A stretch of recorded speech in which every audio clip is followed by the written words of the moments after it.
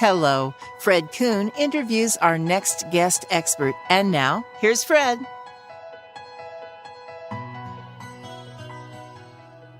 Welcome, everybody.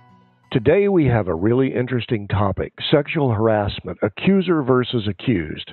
And we have a special guest who's going to talk about it from the legal perspective, Dennis Niermann. Dennis's areas of practice include employment law, sexual harassment, discrimination, civil rights, personal injury. He served in the federal district court in northern Ohio. He served as an acting judge in Cleveland Heights and Ohio, and is a certified employment and labor law specialist. Dennis, welcome to the program. Thank you, Fred. Appreciate it. We have a very important topic today, and for those of you who want to check Dennis's background, of course, you can do that on the guest biography section of the website. So here's a question, Dennis. Training is so important in today's workforce in terms of sexual harassment law. How does that relate to increasing the production of a workforce?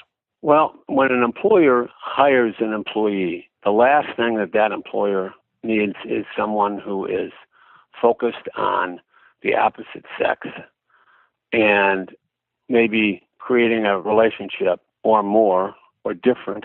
And when that employer hires an employee, he does not hire her or him in order to create friendly relationships. Now, there's nothing wrong with a friendly relationship, but when that relationship starts to exceed the employer's expectations, we've got a problem, and it's a worse problem if the employer gets in the middle of a spat between a male and a female. Why would that be a problem, Dennis? Why can't they moderate or act as an arbiter there at the company? What's wrong with that? Well, it's an issue of focus. The focus of the employee needs to be, how can I best serve the employer and what the employer needs to have happen with that employee every single day. And when that starts to pull away and you have situations where inappropriate activity is taking place, then you've got a problem. And stuff like that spreads like wildfire. And now you've got people saying, I heard this, I heard that. And not only that, but the reason you need to continually redo the training is because people are leaving, people are being laid off, people are being fired, and you have to rehire more people, and at that point, they need to be trained. And the training that I suggest, just in a nutshell, is the employee is not being hired to evaluate the looks of another employee, period. But that's what starts to happen. And one of the things that I stress is that this type of behavior needs to have a zero tolerance policy. How do you establish a zero tolerance policy through your training in a company? What would you do? How would you approach that if you were the owner of the business? Well, it's more simple than people might expect, but a zero tolerance policy means, as your CEO, I am telling you that why you are here is to make our company grow and to enforce good relationships between employees who are female and male. That is a mandate of our company. And if it is strayed from, not only is the person who is doing the harassing going to be fired, but if I learn that another employee saw that and didn't report it, that employee is also going to be fired because we just can't tolerate it. And this is one of the most important distractions that has to be eliminated. You can joke, you can have fun, you can be jovial, but you can't cross the line. You're right. It's a very simple policy. Don't cross the line. And you explain to them what crossing the line is and all of that sort of thing. Oh, yeah, with all kinds of examples. And everybody with the Me Too movement, and everybody knows the difference. What I try to tell people is that the way you behave at work is the way you would behave in church sitting next to your mother. It's a good rule. We really have a problem if you're acting in a terrible way while you're in church with your mother. I mean, that person, yeah, well, that goes right away. But saying, sure. At any rate, that's, I have had employees say they try to excuse their way out of it. One of the things, though, that I need to stress is there are problems when an innocent person gets falsely accused. I was going to ask you about that because there's always two sides to the coin. So how do you sort that out? A thorough investigation is required, right? So how is that investigation conducted? And just walk me through that because you've been through this a number of times in court. Yes. Both sides, the lawyers for the victim and for the proposed harasser, have to look into what the prior history of that employee is, what other employees say about that person, who is friendly with that person at work. And this is on both sides of the aisle. And it's worth spending some time to get it right. Now, we don't have a crystal ball. We can't see into the past like it was a movie. That's not going to happen. But that's what we have to do as lawyers and as CEOs and owners, is to make sure that we don't get it wrong, that it would be terrible to allege that somebody's doing something if you don't really have the evidence to back it up. Dennis, have you seen cases where it's a false accusation, and then what happens in that case? Lawyers prepare for a case. They're always looking for who's credible, what witness is credible, and what witness is not credible. Why should we believe this? Why should we believe the harasser when he says I didn't harass anybody? Well, what evidence do we have that he did?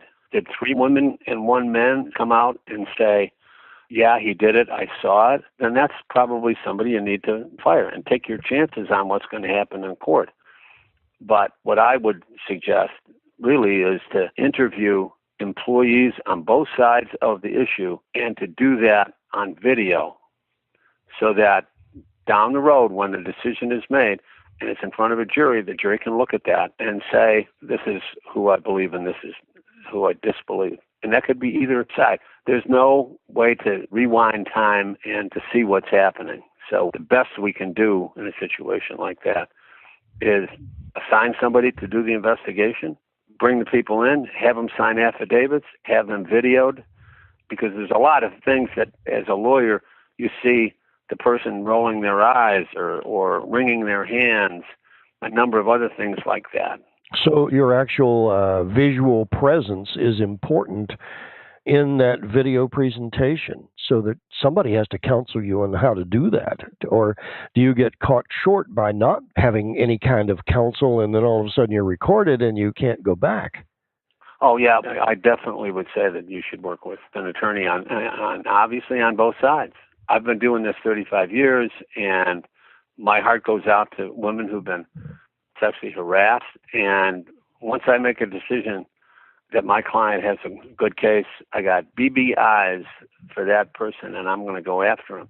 On the other hand, it's going to be just the opposite if I think we got a liar here. And I did hear of one situation where 2 employees, 2 females, and they were both partners, and they made up this entire story about how this subordinate was going through all this sexual harassment and got reported again and again and again.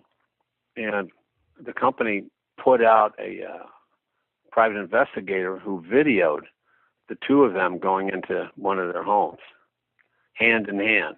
So they had a hunch, and they followed through. It looked like they were faking. And one of the things you have to do, I always try to do this in my life and in my law practice, is what's fair and how would I feel if I was being rightly accused and how would I feel if I was being wrongly accused? And there's no way to say that that's going to happen. I mean, is it possible that Bill Cosby is innocent? Yeah. Did a jury convict him? Yeah. But I can't judge him because I wasn't there, but somebody had to judge him, and the jury did. So I think your idea of videoing both sides is quite interesting. Are a lot of companies doing that now? Not that I know of. I just had a company recently call me up, and the boss was there at the meeting, and a guy who said a couple of things that they weren't sexual, but they were, like a hey baby type thing. We brought them in separately, and the gentleman said he would apologize, and the lady said she would accept his apology. And it wasn't an outrageous case of sexual harassment, but it was just the start. And I think my client was very happy because now everybody has settled in and they know what they need to do and what they need to not do. Was the person fired who made the comment? No, and that's because the transgression was so minimal. I mean, like 2 or 3 days in a row saying, man, that's an attractive outfit you have on. Now, if he'd gone further and said, you are looking smoking hot, then your foot is a little bit deeper in the hot water. And you take the next step, and that person's going to be fired. And what we did by telling both parties, told the lady, look, anything like this again. And we told all the other employees, anything like this happens again, you must report it immediately. And told the guy, you understand what's at stake here. You got to refrain. Yeah, in my opinion, it doesn't belong anywhere, but that's just me. That's just me. Wow, we've spent a wonderful 15 minutes together, Dennis. Thank you very much for enlightening the audience about some of the issues related to sexual harassment. Thank you. Thank you for visiting with us.